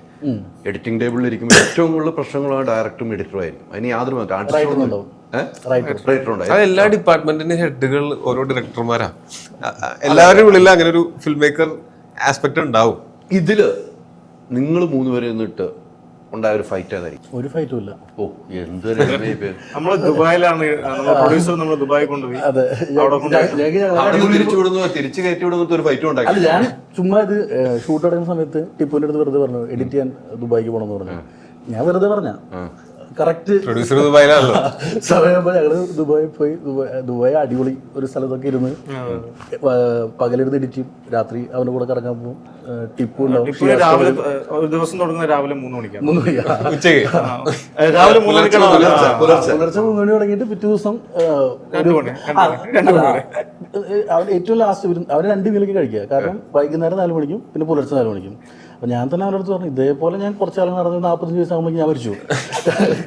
കാരണം ആ ടൈപ്പ് ഫുഡും പരിപാടികളല്ല. പക്ഷെ അടിപൊളിയായിരുന്നു. ഞാൻ നമ്മളവിടെ പോയിരുന്ന അടിപൊളി ചില്ല സ്വാഭാവികമായിട്ട് ഷമീർ ട്രാവൽ ചെയ്ത് എഡിറ്റ് ചെയ്യുന്നത്. അപ്പൊ അജയൻ ഗോവയിലിരുന്ന് എഡിറ്റ് ചെയ്തത് ഞാനെ കൂടെ പോയി. പക്ഷെ ടോബി പറഞ്ഞ പോലെ ഈ എപ്പോഴും എഡിറ്ററിന്റെ കയ്യിലാണ് കാര്യങ്ങൾ ഇരിക്കുന്നതെന്ന് കരുതുക. അതോടൊപ്പം അതുപോലെ ഞങ്ങൾ സംസാരിച്ചിട്ടുള്ള എനിക്ക് ഭയങ്കര ഇൻട്രസ്റ്റിംഗ് ആയിട്ട് തോന്നിയിട്ടുള്ള ഒരു കാര്യം ഷമീർ, ഒരു ആക്ടറിന്റെ പോസിറ്റീവ്സും നെഗറ്റീവ്സും ഏറ്റവും കൃത്യമായിട്ട് അറിയാൻ പറ്റുന്ന ഇവർക്ക്. ആ പോസിറ്റീവ്സ് മാത്രം നിലനിർത്തിക്കൊണ്ട് നെഗറ്റീവ്സ് മുറിച്ചു മാറ്റുന്ന ആൾക്കാരാണ് ഇവര്. അതായത് നമ്മുടെ പെർഫോമൻസിനെ എൻഹാൻസ് ചെയ്യാൻ പോലും ഞാനും ഭയങ്കര അത്ഭുതപ്പെട്ടത്. ശരിക്കും അത് ഭയങ്കര വീക്ക് പോയിന്റ്സ് ഒക്കെ കാണുന്നവർ എഡിറ്റേഴ്സ്. നല്ല പോർഷനിലേ വെക്കാൻ പറ്റുള്ളൂ, മോശം പോർഷൻ അത് ഏറ്റവും കൂടുതൽ ഫൈറ്റില് ഭയങ്കരമായിട്ട് ഈ റോപ്പിലൊക്കെ ഉള്ള സാധനങ്ങൾ. ഇപ്പോൾ ഒരു റോപ്പിൽ ലെങ്ത് ഷോട്ടുണ്ടെങ്കിൽ കറക്റ്റ് സ്ഥലങ്ങൾ മാത്രമേ നമ്മൾ സ്പീഡ് വെക്കാൻ പറ്റുള്ളൂ. ആ റോപ്പിൽ തൂങ്ങി ആടുന്ന സാധനം നമ്മൾ സ്ലോ ആക്കി കഴിഞ്ഞാൽ അപ്പോൾ പിടിക്കപ്പെടും. തോന്നില്ല. ഫൈറ്റിലാണ് അല്ല, എഡിറ്റിനകത്ത് ശരിക്കും പറഞ്ഞാൽ നമ്മുടെ പെർഫോമൻസിനെ എൻഹാൻസ് ചെയ്യാൻ പറ്റും. ഇപ്പം എൻ്റെ ഒരു റിയാക്ഷൻ, ആ റിയാക്ഷന് മുമ്പും അതിന് ശേഷവും ഇടുന്ന ഷോട്ട് അനുസരിച്ചിട്ട് എൻ്റെ റിയാക്ഷൻ്റെ അർത്ഥം വരെ മാറാം. അതുപോലെ നമ്മുടെ ഒരു എന്തെങ്കിലും ഒരു റിയാക്ഷൻ അത് സസ്റ്റെയിൻ ചെയ്യണോ അതോ സസ്റ്റെയിൻ ചെയ്യാതിരിക്കുമ്പോഴാണോ അതിന് പഞ്ചുണ്ടാവുക, അങ്ങനെയുള്ള കാര്യങ്ങളെല്ലാം എഡിറ്ററാണ് കാണുന്നത്. നമ്മൾ എവിടെയെങ്കിലും നമ്മൾ പെർഫോമൻസിൽ ഏതെങ്കിലും ഒരു പോയിന്റിൽ ഒരു ബ്ലിങ്കോ, അനാവശ്യമായിട്ടുള്ളൊരു ബ്ലിങ്കോ അല്ലെങ്കിൽ ഒരു ഇച്ചിരി ഡൗൺ ആയി പോയി കഴിഞ്ഞാൽ നമ്മളെ സേവ് ചെയ്യേണ്ടതും ഈ എഡിറ്റർ തന്നെ എഡിറ്റിലാണ് ചെയ്യേണ്ടത്. കാര്യങ്ങളൊക്കെ ഭദ്രമാക്കിയിട്ടുണ്ടോ? സിനിമ കണ്ടിട്ട് ബാക്കി ഞാൻ പറയാം. എനിക്ക് എവിടെയെങ്കിലും ടച്ച് ചെയ്യാതെ പോയിട്ട് കട്ട് ചെയ്തിട്ടുണ്ട് ഞാൻ ചോദിക്കും, ഓപ്പണായിട്ട്. അതെ, ഒരുപാട് ചോദിക്കും. ടു ബി നേരത്തെ നമ്മൾ പറഞ്ഞു വെച്ച ഒരു കാര്യത്തിൽ തന്നെ ഞാൻ വീണ്ടും പോവുകയാണ്. ഈ ഒരു സിനിമ ഞാൻ നേരത്തെ എല്ലാവരും ചർച്ച ചെയ്യേണ്ടത് ഈ പ്രേക്ഷകരാണ് അല്ലേ? പ്രേക്ഷകരാണ് ചർച്ചയ്ക്ക് എടുക്കേണ്ടത്. ടോബിയെ സംബന്ധിച്ചും പല വ്യത്യസ്ത കഥാപാത്രങ്ങൾ ചെയ്ത് പോലീസ് വേഷങ്ങൾ ചെയ്യുന്നുണ്ട്. ഈ ഒരു പോലീസ് വേഷം, ഈ സിനിമയിലെ പോലീസ് വേഷം ഒരു ചലഞ്ചായിരുന്നു. ഇപ്പോൾ എല്ലാ സിനിമയിലും എല്ലാ വേഷങ്ങളിലും ആ ഒരു ചലഞ്ചിങ് ഫാക്ടർ ഉള്ളത് കൊണ്ടാണ് നമ്മളത് ചെയ്യുന്നതും അത് തന്നെയാണ് നമുക്കതിൽ നിന്ന് കിട്ടുന്ന ഒരു സാറ്റിസ്ഫാക്ഷൻ എന്ന് പറയുന്നത്. ഇപ്പോൾ ഞാനിതിനു മുമ്പ് പോലീസ് വേഷങ്ങൾ ചെയ്തിട്ടുണ്ടെങ്കിലും അതൊക്കെ ചെയ്യുമ്പോഴും ഞാൻ ആലോചിക്കുന്നത് ഒരു പോലീസ് വേഷത്തിൽ നിന്ന് അടുത്ത പോലീസ് വേഷം വ്യത്യസ്തമായിരിക്കണം എന്നുള്ളതാണ്. അപ്പോൾ ഞാൻ എത്ര പോലീസ് വേഷങ്ങൾ ചെയ്തിട്ടുണ്ടെങ്കിലും അതിനേക്കാളും ഒക്കെ വ്യത്യസ്തമായിരിക്കണം ഇതിനകത്തുള്ള പോലീസ് വേഷം എന്ന് തീർച്ചയായിട്ടും മനസ്സിൽ ചിന്ത ഉണ്ടായിരുന്നു. അത് അങ്ങനെ വ്യത്യസ്തമാക്കാനായിട്ട് വലിയ ബുദ്ധിമുട്ടുമില്ല. കാര്യം എന്താ വെച്ചാൽ നമ്മൾ എത്രയോ പോലീസുകാരെ കാണുന്നു, എല്ലാവരും വ്യത്യസ്ത രീതിയിലാണ് അവരുടെ രൂപത്തിൽ അവരെല്ലാവരും സെയിം പോലെ അല്ല ഇരിക്കുന്നത്, അല്ലെങ്കിൽ അവരുടെ പെരുമാറ്റത്തിലോ സംസാരത്തിലോ ഒക്കെ വ്യത്യസ്തങ്ങളുണ്ടാവാം. അപ്പോൾ ഞാൻ അങ്ങനെ ഈ ക്യാരക്ടറിനെ ഡിസൈൻ ചെയ്യുന്ന സമയത്ത് നമ്മളെല്ലാവരും കൂടെ ആയിരുന്നു. ഇപ്പോൾ ഞാനും അനുരാജും അഭിനും ഷമീറും ഒക്കെ ഇരുന്നിട്ടാണ് എന്തായിരിക്കും ഇയാളുടെ മാനസിക വ്യാപാരങ്ങൾ എന്നുള്ളത് നമ്മൾ ചിന്തിച്ച് ഓരോ സീനും ഇരുന്ന് നമ്മൾ വായിച്ച്, അപ്പോൾ ഈ സീനിൽ അപ്പോൾ ഇയാളുടെ മാനസികാവസ്ഥ ഇതാണ്, അപ്പോൾ ഇതിന് തൊട്ട് മുമ്പ് ഇതാ സംഭവിച്ചേക്കുന്നത്, ഇത് കഴിയുമ്പോൾ അങ്ങനെയാണ്, ഇത് അടുത്ത സീനിൽ ഇങ്ങനെയാണ് വരേണ്ടത്. അപ്പോൾ അത് കാരണം കൊണ്ട് ഇയാൾ ഇങ്ങനെ ഒരു സ്വഭാവമുള്ള ഒരാളാണ് എന്ന് പറഞ്ഞാൽ നമ്മൾ ഇയാളുടെ ഒരു സ്വഭാവം നമ്മളെ മനസ്സിൽ നമ്മൾ ഡിസൈൻ ചെയ്ത് വെച്ച് കഴിഞ്ഞാൽ പിന്നീട് നമ്മൾ ആ സ്വഭാവമുള്ള കഥാപാത്രത്തിനെ ഈ കഥയിലേക്ക് ഉൾക്കൊള്ളിക്കുമ്പോൾ, എഴുതി വെച്ചിട്ടുള്ള സ്ക്രിപ്റ്റിലേക്ക് ഉൾക്കൊള്ളിക്കുമ്പോൾ ഇയാൾ ചിന്തിക്കുന്ന പോലെ ആ സീനിൽ എനിക്ക് ആക്ട് ചെയ്യുമ്പോൾ ബിഹേവ് ചെയ്യാൻ പറ്റുള്ളൂ. അത് ടോവിനോ തോമസ് ബിഹേവ് ചെയ്യുന്ന പോലെയോ, അനുരാജ് മനോഹർ ബിഹേവ് ചെയ്യുന്ന പോലെയോ, ഷമീർ ബിഹേവ് ചെയ്യുന്ന പോലെയോ, അബിൻ ബിഹേവ് ചെയ്യുന്ന പോലെയോ ആയിരിക്കില്ല. അത് ഈ വർഗീസ് പീറ്റർ ബിഹേവ് ചെയ്യുന്ന പോലെ ആയിരിക്കും. ഇത് പെട്ടെന്നൊരു ഇൻസ്റ്റൻറ്റിൽ നമ്മളിത് ചെയ്യുന്നൊരു കാര്യമല്ല. ഇത് കുറച്ച് ദിവസം നമ്മളുടേതായിട്ടുള്ള ഹോംവർക്ക് ഇതിനകത്തുണ്ട് ആ ക്യാരക്ടറിനെ ഡിസൈൻ ചെയ്യുന്നതിൽ. അതിന് ശേഷമാണ് നമ്മളിത് പെർഫോം ചെയ്ത് തുടങ്ങുന്നത്. പിന്നെ ഓൺ ദ ലൊക്കേഷനിലാണെങ്കിൽ പോലും നമുക്ക് നമ്മളൊരു റൂമിനകത്ത് ഇരുന്ന് ഡിസ്കസ് ചെയ്ത് ഡിസൈൻ ചെയ്തൊരു ക്യാരക്ടർ ചിലപ്പോൾ ലൊക്കേഷനിലേക്ക് വരുമ്പോൾ നമുക്ക് അതിൻ്റെ മുകളിൽ ചെയ്യാനുണ്ടാവും. അപ്പോൾ അങ്ങനെയൊക്കെ ചെയ്ത് വരുന്ന സമയത്ത് ഈ കഥാപാത്രങ്ങളൊക്കെ വ്യത്യസ്തമായിട്ട് തന്നെ ഇരിക്കും. ആ ഒന്നും നമ്മളാണ് ചെയ്തതെന്നുള്ള കാരണം കൊണ്ട് ഉള്ളിൽ ആളുകൾക്കറിയാം ഇത് ഞാൻ തന്നെയാണ് എന്നുള്ളത് ആളുകൾക്കറിയാം. അത് നമുക്ക് മാച്ച് കളയാൻ പറ്റാത്തൊരു കാര്യമാണ്. അത് സിനിമ കണ്ട് സിനിമയിൽ ഇന്നായി കഴിയുമ്പോഴാണ് ആൾക്കാർ അത് മറന്നു പോകേണ്ടത്. രണ്ടാമത്തെ സിമിലാരിറ്റി കാക്കിയാണ് വേഷം എന്നുള്ളത് മാത്രം ഉണ്ടാകും. ബാക്കി എല്ലാത്തിലും സാമ്യം വരാതെ നോക്കുക എന്നുള്ളതാണ് നമ്മളിതിനകത്ത് ശ്രദ്ധിച്ചത്. ഇതിലൊത്തിരി ഇമോഷൻ വർക്ക് ചെയ്യണം. ഈ ഒരു പോലീസുകാരന് ഒത്തിരി ദുഃഖങ്ങൾ ഉണ്ടാകാറുണ്ട്, ഒത്തിരി സങ്കടങ്ങൾ വരാറുണ്ട്. ഫസ്റ്റ് ഓഫ് ഓൾ ഇയാളങ്ങനെ ഒരു പോലീസാവാൻ ആഗ്രഹിച്ച ആളുമല്ല, അങ്ങനെ ഒരു മിസ്ഫിറ്റ് ആണ്. ആ പോലീസുകാരുടെ കൂട്ടത്തിൽ ഇയാൾ വെച്ചൊരു മിസ്ഫിറ്റ് ആയിട്ടുള്ള ഒരാളാണ്. കാരണം ഇയാൾ ആഗ്രഹിച്ചേക്കുന്നത് അതല്ല. പിന്നെ ഇയാളെന്ന് വെച്ചാൽ എല്ലായിടത്തും ചെല്ലുമ്പോൾ അതിൻ്റെതായിട്ടുള്ള രീതിയിൽ അഡാപ്റ്റ് ചെയ്യാനായിട്ട് ശ്രമിക്കുന്ന ഒരു ശരാശരി മലയാളി യുവാവാണ്, ഒരു ഇത്തിരി സർവൈവൽ സ്കില്ലുള്ള ഒരു മലയാളി യുവാവാണ് എന്നുള്ളത് ആണ് വാസ്തവം. അങ്ങനെയാണ് നമ്മൾ ഈ ക്യാരക്ടറിനെ ഇത്തിരി സെൽഫിഷൊക്കെ ആയിട്ടുള്ള സ്വന്തം കാര്യമൊക്കെ നോക്കുന്ന, എന്നാൽ ഈവിളൊന്നും അല്ലാത്ത അങ്ങനത്തെ ഒരാളാണ്. അല്ല, ഇതിൽ ട്രെയിലറുകൾ കാണുമ്പോൾ നമുക്കങ്ങനെ തോന്നുന്നുണ്ട്. പല രീതിക്കാണ് ടോവിനോയുടെ ഡയലോഗുകൾ വരുന്നത്, ആ സീനുകൾ കാണുന്നത്, ആ എക്സ്പ്രഷനുകൾ കാണുന്നത് പല രീതിക്കാണ്. ആ സംഭവങ്ങളാണ് എൻ്റെ മനസ്സിൽ എനിക്ക് ഈ മുത്തങ്ങ സംഭവത്തിലേക്ക് എന്നെ കൊണ്ടുപോകുന്നത്, ചില സംഭവങ്ങൾ കൊണ്ടുപോകുന്നത്. അതോടൊപ്പം തന്നെ അനുരാജ് നേരത്തെ പറഞ്ഞ പോലെ പല സമരങ്ങളും നമ്മൾ കണ്ടിട്ടുണ്ടല്ലേ. അനുരാജ് ഒത്തിരി സമരങ്ങൾ കണ്ടിട്ടുണ്ട്, ഒത്തിരി ചർച്ച ചെയ്യപ്പെടുന്ന ഒരു വ്യക്തിയാണ്. ഇത്തരമൊരു സബ്ജക്റ്റ് നമ്മൾ എടുക്കുമ്പോൾ പല കാര്യങ്ങളും ചിലപ്പോൾ പഠിക്കേണ്ടതായി വരും. അങ്ങനെ ഒരു സ്റ്റഡി നടത്തിയിരുന്നു ഒരു ഡയറക്ടർ എന്ന നിലയിൽ? അല്ല, ബേസിക്കലി നമ്മൾ ഈ വർത്തമാന രാഷ്ട്രീയ സാഹചര്യങ്ങളെ നമ്മൾ പത്രത്തിലൂടെ ആയാലും മാധ്യമങ്ങളിലൂടെ ആയാലും നമ്മൾ നോക്കിക്കാണുമ്പോൾ നമുക്കുള്ളിലേക്ക് ഓട്ടോമാറ്റിക്കലി ഫീഡ് ചെയ്യപ്പെടുന്ന ചില ധാരണകളുണ്ട്, നമ്മുടെ പക്ഷങ്ങളുണ്ട്. നമുക്ക് ആ ഏത് നീതിയോട് ചേർന്ന് നിൽക്കണം എന്നുള്ള ഒരു മനുഷ്യൻ എന്ന നിലക്ക് നമുക്കുണ്ടാകുന്ന ചില രാഷ്ട്രീയ ബോധ്യങ്ങളുണ്ട്. അപ്പം അബിൻ്റെ സ്ക്രിപ്റ്റിൽ ഓൾറെഡി നമ്മൾ ഡിസ്കസ് ചെയ്യുന്ന സമയത്ത് തന്നെ നമ്മൾ ഇപ്പോൾ as A director and script writer നമ്മൾ തമ്മിലുണ്ടാക്കുന്ന ഒരു ധാരണയുണ്ട്. ഈ സിനിമ എവിടെ ചെന്നെത്തി നിൽക്കണം, ഇതിൻ്റെ അവസാനം എന്ത് ഇമോഷനാണ് ആൾക്കാർക്ക് കൺവേ ചെയ്യേണ്ടത് എന്ന തരത്തിലുള്ള ഒരു റീഡിങ് നമ്മൾ തമ്മിൽ ഉണ്ടായതിനു ശേഷമാണല്ലോ നമ്മൾ അടുത്ത ഘട്ടത്തിലേക്ക് പോകുന്നത്. അപ്പം നമുക്കിപ്പോൾ രാവിലെ തന്നെ ഇപ്പോൾ ഈ സിനിമ ചൂസ് ചെയ്തത് ഇതിൻ്റെ പ്രതലവും ഇതിൻ്റെ പശ്ചാത്തലവും അറിയാത്ത ഒരാളാണെങ്കിൽ എനിക്ക് നാളെ രാവിലെ പോയി ഇരുന്ന് പഠിച്ച് ഉണ്ടാക്കിയ നമ്മളൊരു ലേണിംഗ് പ്രൊസീജിയർ എടുത്ത് ഭയങ്കരമായ സ്റ്റഡി മെറ്റീരിയലാക്കി ഇതിനെ കണ്ട് വരുന്നതിനോട് എനിക്ക് യോജിപ്പില്ല. എന്നുവെച്ചാൽ കുറച്ചും കൂടി ഓർഗാനിക് ആവില്ല എന്നുള്ളതാണ്. ചിലപ്പോൾ ആക്കാൻ പറ്റുന്ന കഴിവുള്ള ആൾക്കാരുണ്ടാവും. പക്ഷേ എനിക്കറിയാത്ത മേഖലയിലുള്ള സിനിമകൾ ഞാൻ ചെയ്യില്ല. ഇപ്പോൾ IT മേഖലയായിട്ട് ബന്ധപ്പെട്ടൊരു സിനിമ പറയുകയാണെങ്കിൽ എനിക്കതിനെ പറ്റി വലിയ ധാരണകളില്ലാത്തതുകൊണ്ട് എനിക്കത് പഠിക്കാൻ റിസർച്ച് ചെയ്യാൻ എനിക്ക് താല്പര്യമില്ല. എന്നുവെച്ചാൽ അത് ഞാൻ ചെയ്താൽ ശരിയാവില്ല. അപ്പം എനിക്കറിയുന്ന എൻ്റെ പരിസരത്തുള്ള ജീവിതങ്ങളെ സിനിമയാക്കുക, നമ്മളോട് ചേർന്ന് നിൽക്കുന്ന കഥാപാത്രങ്ങളെ പറഞ്ഞു കൊടുക്കുക, അത് ആർട്ടിസ്റ്റിനടുത്ത് കമ്മ്യൂണിക്കേറ്റ് ചെയ്ത് അത് കഥാപാത്രങ്ങളാക്കി സിനിമ ചെയ്യുക എന്ന തരത്തിലാണ് ഞാൻ എപ്പോഴും നോക്കാറ്. അല്ലാതെ കൂടുതൽ റിസർച്ച് ചെയ്യപ്പെട്ടിട്ട് ഒരു സിനിമ ചെയ്യാൻ ആ ഘട്ടത്തോട് എനിക്ക് വിയോജിപ്പാണുള്ളത്. ഒരു മാധ്യമപ്രവർത്തനമായിരുന്നു. മാധ്യമപ്രവർത്തന മേഖലയിൽ നല്ല രീതിക്ക് പ്രവർത്തിച്ചൊരു വ്യക്തി തന്നെയാണ് താങ്കൾ. നമുക്കറിയാം, നമ്മൾ നേരിട്ട് കണ്ടിട്ടുണ്ട്, പരിചയപ്പെട്ടിട്ടുണ്ട്. പക്ഷേ ഈ ഒരു സംഭവം ഞാൻ വീണ്ടും എനിക്ക് നിങ്ങളെന്തായാലും ഈ സിനിമയായിട്ടേ കാണുള്ളൂ എന്ന് എനിക്കറിയാം. സിനിമ അല്ലാതെ വേറെ ഒന്നും നിങ്ങൾ പറയാൻ ഞാൻ എങ്ങനെ ചോദിച്ചാലും തയ്യാറാവില്ല. 2001 കുടിൽകെട്ടി സമരം, സെക്രട്ടേറിയറ്റ് മുമ്പിൽ കുടിൽകെട്ടി സമരത്തിൽ തുടങ്ങിയ ആദിവാസികളുടെ പോരാട്ടമാണ് അല്ലേ. 2003 AK ആന്റണി ഇടുക്കിയിൽ വന്ന് ഇവർക്ക് ഭൂമി പ്രഖ്യാപനം നടത്തുന്നു, വലിയ ആഘോഷമാക്കിയ ഒരു പ്രസ്ഥാനം നടത്തുന്നു. അതിനിടയ്ക്ക് മുത്തങ്ങ സംഭവങ്ങൾ വരുന്നു, ആളറം ഫാമിലെ സംഭവങ്ങൾ, അങ്ങനെ ഒത്തിരി നിരവധി സംഭവങ്ങൾ വരുന്നു. ആ രാഷ്ട്രീയത്തിൻ്റെ ഒരു കളികളുണ്ട്. രാഷ്ട്രീയം മാറി വരുന്ന ഭരണങ്ങളിലെ ഒരു കളികൾ വരുന്നുണ്ട്. അത്തരമൊരു രാഷ്ട്രീയവും ഇതിൽ പറഞ്ഞു വെക്കുന്നുണ്ടോ? അത്തരമൊരു രാഷ്ട്രീയ കഥാപാത്രങ്ങൾ ഈ സിനിമയിലുണ്ട്. അതായത് രാഷ്ട്രീയം എന്ന് വെച്ചാൽ പാർട്ടികളുടെ രാഷ്ട്രീയം ഇല്ല, കക്ഷി രാഷ്ട്രീയത്തിൻ്റെ കളികളും ആ ഡൈനാമിക്സ് നമ്മൾ പിടിച്ചിട്ടില്ല. ഇത് നമ്മുടെ കഥയുടെ ഭൂമിക അതല്ല, കഥാപാത്രങ്ങൾ പോകുന്ന ഒരു വഴി അതല്ല, ഇതിൻ്റെ ഒരു കഥയും അതല്ല. പക്ഷേ ഈ സിനിമ പൊളിറ്റിക്കലാണ്. അതിൻ്റെ കാരണം നമ്മൾ ഈ ഒരു ക്യാരക്ടർ ചെന്ന് നിൽക്കുന്ന ഒരു സ്ഥലം എന്ന് പറയുന്നത് ഒരു പൊളിറ്റിക്കൽ കോൺഫ്ലിക്റ്റ് നടക്കുന്ന സ്ഥലത്താണ്. അതുകൊണ്ട് തന്നെ ഈ കഥാപാത്രത്തിൻ്റെ ഉള്ളിലും ആ പൊളിറ്റിക്സ് കയറി ഇറങ്ങുന്നുണ്ട്. ഈ കഥയും ടോട്ടലി പൊളിറ്റിക്കലാണ്. പക്ഷേ നമ്മൾ ഈ പറയുന്ന പാർട്ടികൾ തമ്മിലുള്ള ആ കക്ഷി രാഷ്ട്രീയത്തിന്റെ പൊളിറ്റിക്സ് വ്യക്തിപരമായിട്ടുള്ള രാഷ്ട്രീയമായിരിക്കും കുറച്ചുകൂടെ. പേഴ്സണൽ പൊളിറ്റിക്സ് ആണ്. മറ്റേ രാഷ്ട്രീയ പാർട്ടികൾ വെച്ചിട്ടുള്ള ആ പൊളിറ്റിക്സ് നമ്മൾ പറയുന്നില്ല.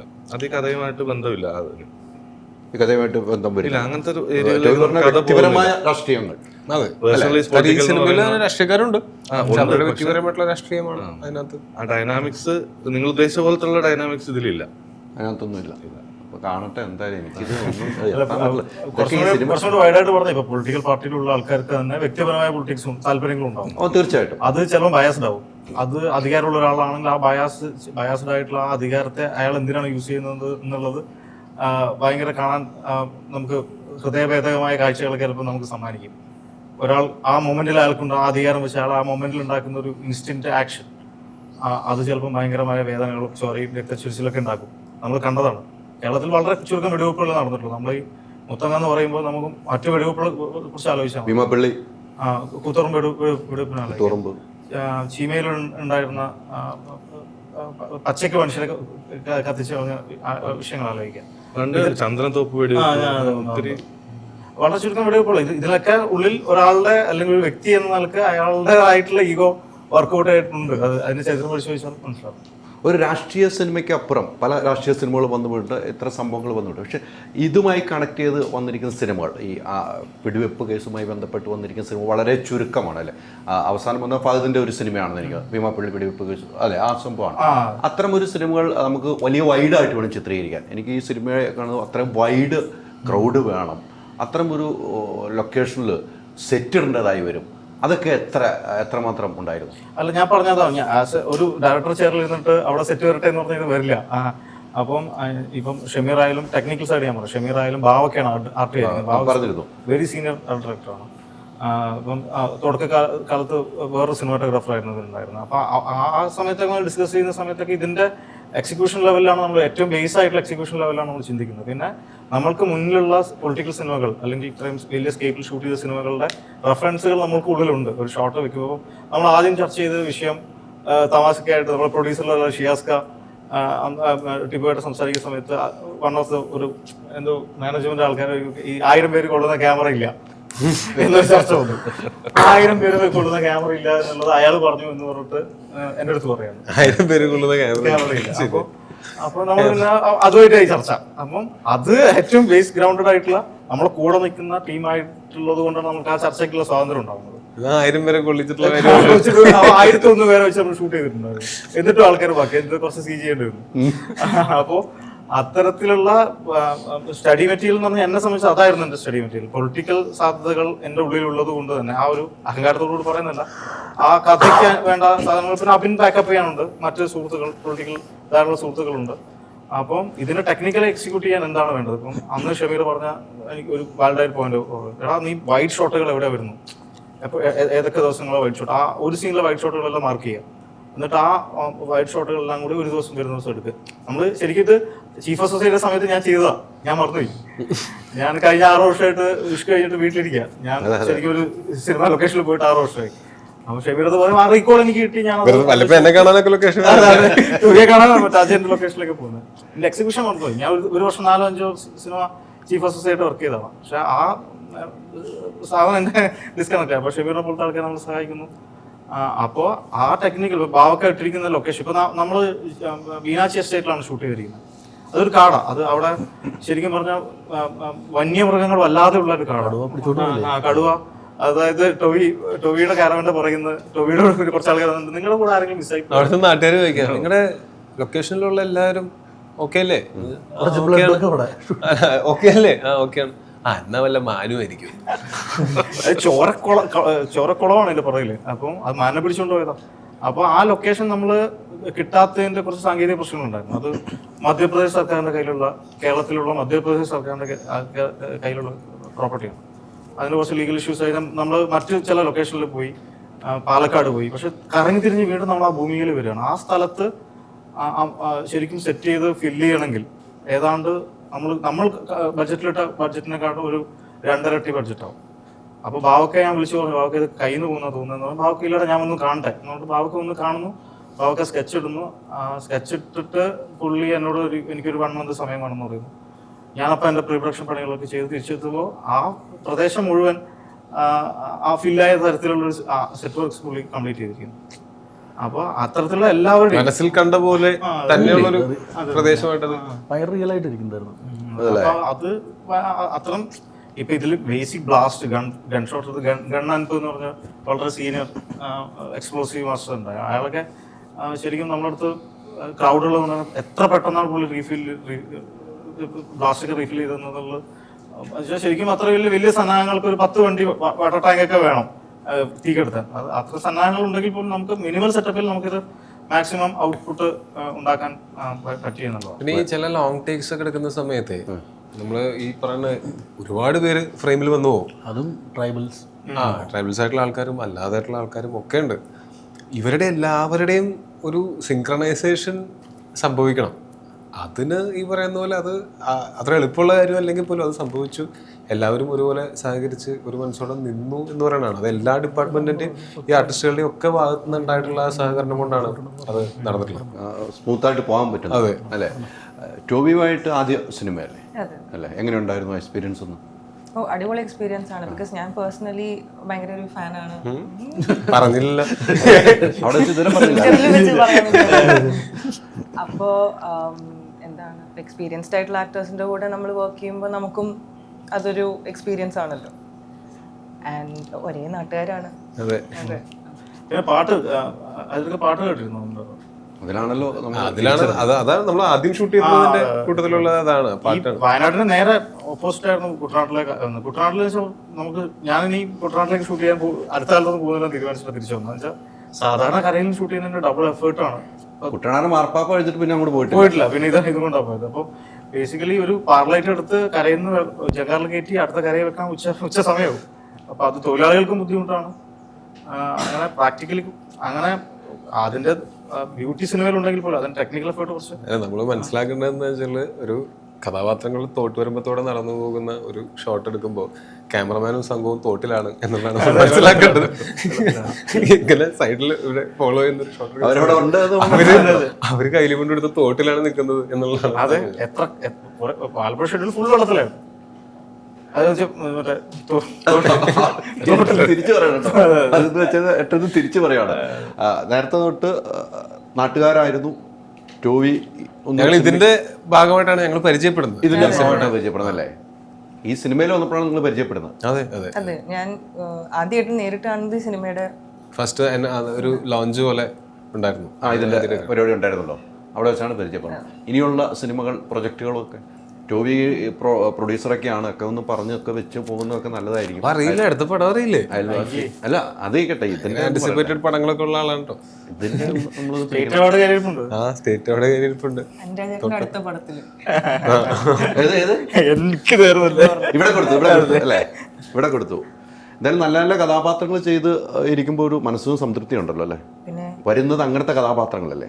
അതെ, അതൊരു എന്താ പറയാ, ഭയങ്കര ഒരു ബ്ലെസ്ഡ് ഫീലിംഗ് ആണ്. കാരണം സിനിമ തന്നെ ചെയ്യണം എന്ന് മാത്രം ഒരു ആഗ്രഹം ഉണ്ടായിരുന്നുള്ളൂ. അപ്പോൾ നല്ല കഥാപാത്രങ്ങൾ വരുന്നത് ഒരു വാലിഡേഷനും കൂടിയാണല്ലോ. അത് നമ്മളൊരു റൈറ്റ് പാത്ത് തന്നെയാണ് ചൂസ് ചെയ്തിരിക്കുന്നതെന്ന്. ഈ സിനിമ കണ്ടു കഴിഞ്ഞപ്പം ജാനു എൻ്റെ മുഖത്ത് വരുന്നുണ്ട് ട്രെയിലർ കണ്ടപ്പോൾ. അതെങ്ങനെയാണ് എനിക്ക് ജാനുവായിട്ട് തന്നെ ഫീൽ ചെയ്തിട്ടുണ്ട്. അപ്പോൾ അത്തരം ഒരു കഥാപാത്രം അതിനകത്ത് ഞാനുണ്ട് എന്ന് പറഞ്ഞാൽ ഇല്ല എന്ന് പറയാൻ പറ്റുമോ? ഇല്ല. അതായത് ഇതിന്റെ പ്രശ്നം എന്താ വെച്ചാൽ നമ്മള് പക്ഷെ ആ കഥാപാത്രം ചെയ്തിട്ടുള്ള ആദ്യമായിട്ടല്ല ആര്യ അഭിനയിക്കുന്നത്. ഞങ്ങൾ തന്നെ ഒരുമിച്ച് അഭിനയിച്ചിട്ട് പിന്നെ ഇതിലൊരു ലുക്ക് വേറെയാണ്. അപ്പൊ ഇതിലെന്താ വെച്ചാൽ ഞാൻ നേരത്തെ പറഞ്ഞ ഇത് സിനിമയാണ്, കോമഡിറ്റി ആണ്, ഇത് വിൽക്കപ്പെടണം. ഇത് ഉറപ്പായിട്ടും നമ്മൾ ഫിക്ഷൻ എലമെന്റ് ചെയ്യുമ്പോൾ നമ്മൾ ഇത് ഇൻസ്പയർഡ് ബൈ ട്രൂ ഇവന്റ്സ് എന്നാണ് നമ്മൾ കൊടുത്തിരിക്കുന്നത് ക്യാപ്ഷനിൽ.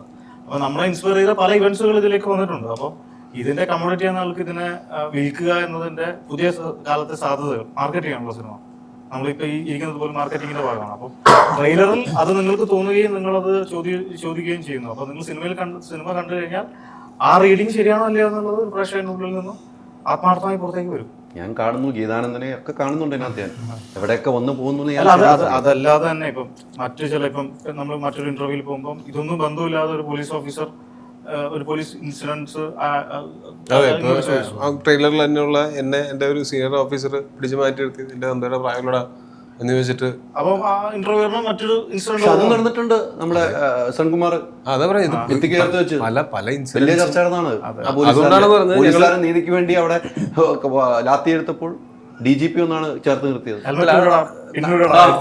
നമ്മള് എന്താ വെച്ചാൽ അതാണ് ഞങ്ങൾ നേരത്തെ പറഞ്ഞത്. ഇത് ഒരു സിനിമയുടെ ഷോട്ട് ബൈ ഷോട്ട് പുനരാവിഷ്കാരം അല്ല ഇത്. അങ്ങനെ ഒരു ഇൻസിഡന്റിന്റെ പുനരാവിഷ്കാരം അല്ല. ഈ സിനിമയിൽ പല inspired from a true event അല്ല, true events, many true events. ഹൈദർക്ക് അങ്ങനെ സിനിമ ചെയ്യാൻ പറ്റുള്ളൂ. നിങ്ങൾ പറയുന്ന പോലെ ഒരു പ്രത്യേക വിഷയത്തിലേക്ക് അതിനെ കൊണ്ട് കെട്ടിക്കഴിഞ്ഞാൽ അതിന് ആ സിനിമയ്ക്ക് ഗുണം ചെയ്യില്ല. ഡോക്യുമെന്ററിയോ ഞാൻ കിട്ടിയില്ല, ഞാൻ കിട്ടിയിട്ടില്ല. നിങ്ങൾക്ക് അതിൽ മുത്തങ്ങ സംഭവം അല്ല, ആളറോ അല്ല, ഒന്നുമല്ല. നിങ്ങൾ കണ്ടിട്ട് തീരാൻ കേസ് സമരാന്ന് അന്ന് നമുക്ക് ഇവരെ ഒന്ന് പിടിച്ചിരുത്താം പോരെ.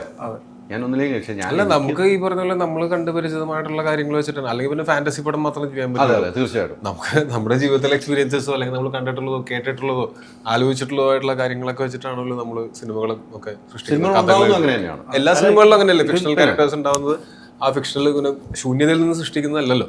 എന്തെങ്കിലും റെഫറൻസസ് എപ്പോഴും മനസ്സിൽ പോകില്ല. നിങ്ങൾ കഥ എഴുതുമ്പോൾ അങ്ങനെയല്ലേ, എന്തെങ്കിലും റെഫറൻസസ് അനുഭവങ്ങളുടെ. അല്ല, ഇത് ഇന്ന സമരമാണെന്ന് നിഷേധിച്ചത് കൊണ്ടോ ഇന്ന സമരം ആണെന്ന് സമ്മതിച്ചതുകൊണ്ടോ സിനിമയ്ക്ക് ഒരു ഗുണം തന്നെ ഉണ്ടാവുന്നില്ല. ഇത് സിനിമയായിട്ട് കാരണം അതില് നിങ്ങളെ പോലെയുള്ള മാധ്യമ പ്രവർത്തകർ അല്ലെങ്കിൽ പൊളിറ്റിക്കൽ റീഡിംഗ് ഉള്ള ആൾക്കാർ ഇതിനകത്ത് അത്തരത്തിലുള്ള ഒരു ചർച്ച സംഘടിപ്പിക്കുകയും നീതിക്ക് വേണ്ടി ഇപ്പോഴും തെരുവിൽ അലയുന്നവർക്ക് വേണ്ടി ഒരു വീടോ അല്ലെങ്കിൽ ഒരു അരേക്കർ സ്ഥലമോ കിട്ടിക്കഴിഞ്ഞാലാണ് ഈ സിനിമ ശരിക്കും റീച്ച് ചെയ്യുന്ന പൊസിഷനിലേക്ക് എത്തുക.